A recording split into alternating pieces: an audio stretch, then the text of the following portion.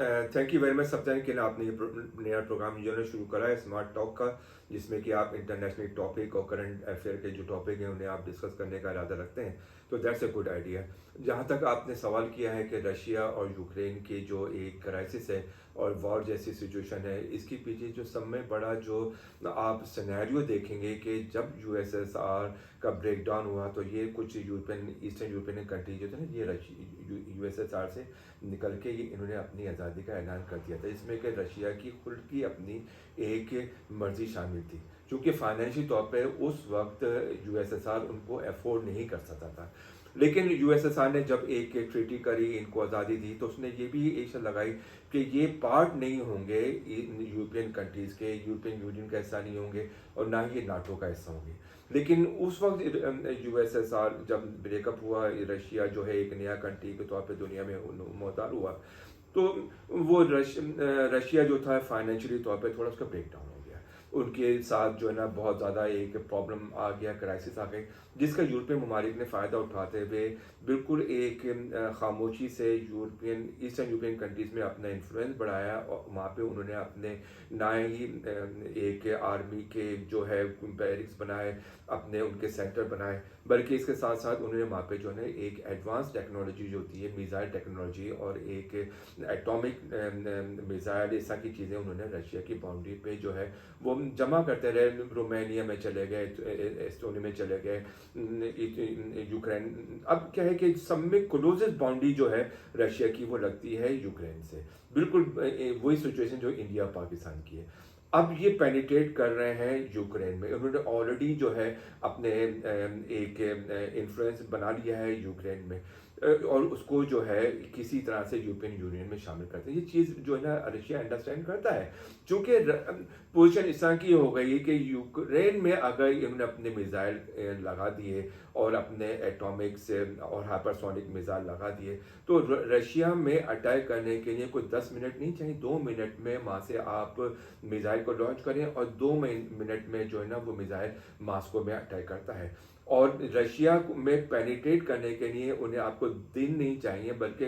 With in few hour 2 hour जो है आप रशिया के अंदर दाखिल होते हैं। तो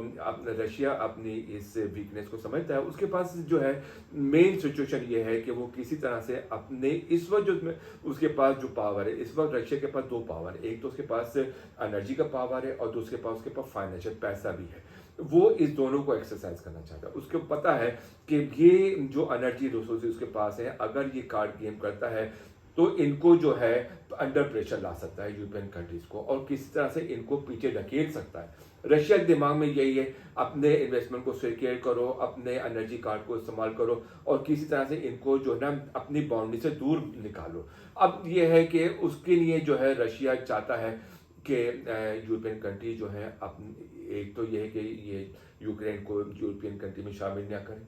दूसरा वो चाहता है कि अपने जो जितना भी इनके पास एक मिलिट्री जो है वहाँ पे जो जमा हुआ है उसको वहाँ से निकालें और उसको जो है सिक्योरिटी। रशिया जो है वो एनर्जी हब है, रशिया के पास एक बैलेंस है इस वक्त। उसके पास एनर्जी के साथ साथ फाइनेंशियल तौर पे भी वो स्ट्रॉन्ग है, वो डिपेंडेंट नहीं करता है किसी लोन पे, वो डिपेंडेंट नहीं करता है किसी तरह के और कर्जों में।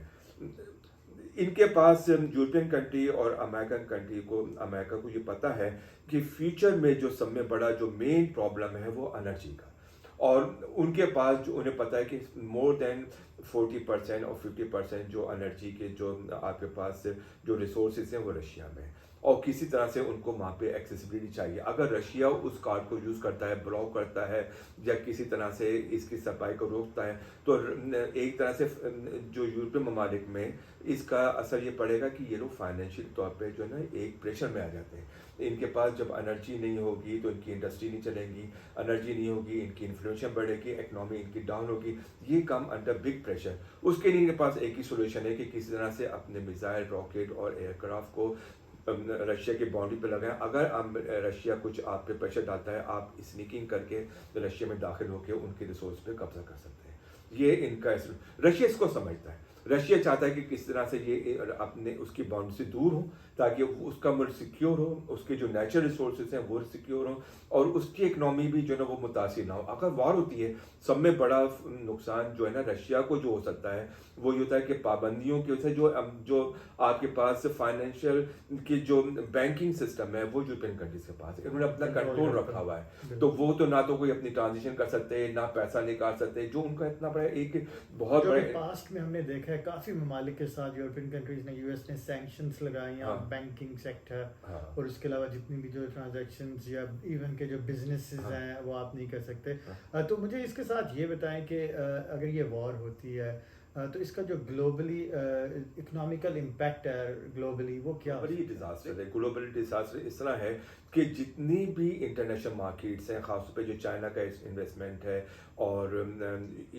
مین جو آپ کے پاس یہ دیکھیں کہ جو انویسٹر ہے وہ انویسٹ کرتا ہے ایشین مارکیٹ میں، شنگھائی میں کرتا ہے، جاپان کا انویسٹمنٹ ہے، تو یہ مارکیٹ جو ہے نا کریش ہو جاتی ہے، چونکہ وار کے طور پہ جتنے بھی انٹرنیشنل جو بزنس مین ہیں، کمپنیز ہیں، وہ انویسٹمنٹ کرتی ہیں ان مارکیٹ میں۔ جب وہ لوگ جنگ کی خطرات کی وجہ سے اپنا پیسہ نکالتے ہیں، سب میں بڑا اور مین جو فرق پڑتا ہے وہ آتا ہے آپ کے اسٹاک ایکسچینج میں۔ جب یہ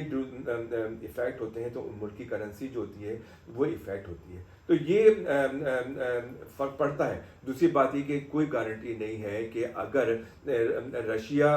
کی اور یوکرین کی وار ہوتی ہے تو رشیا ایک طرف انرجی ہب ہے، لیکن چائنا جو ہے اس وقت جو ہے فائنینشیل ہب ہے، اس کے پاس پیسہ ہے، اس کے پاس جو ہے ایک ٹیکنالوجی ہے، اس کے پاس گڈ کی ایک ہب ہے، وہ گڈ سپلائی کرتا ہے، تو وہ ایک افورڈ نہیں کر سکتا کہ اس کی جو نا تجارت نہ ہو، اس کا انویسٹمنٹ ڈوب جائے، لوگوں کو جو اس نے قرضے دیے ہیں وہ نہ ملیں، تو چائنا پہ اور یورپین ایشین مارکیٹ میں بہت بڑا فرق پڑے گا۔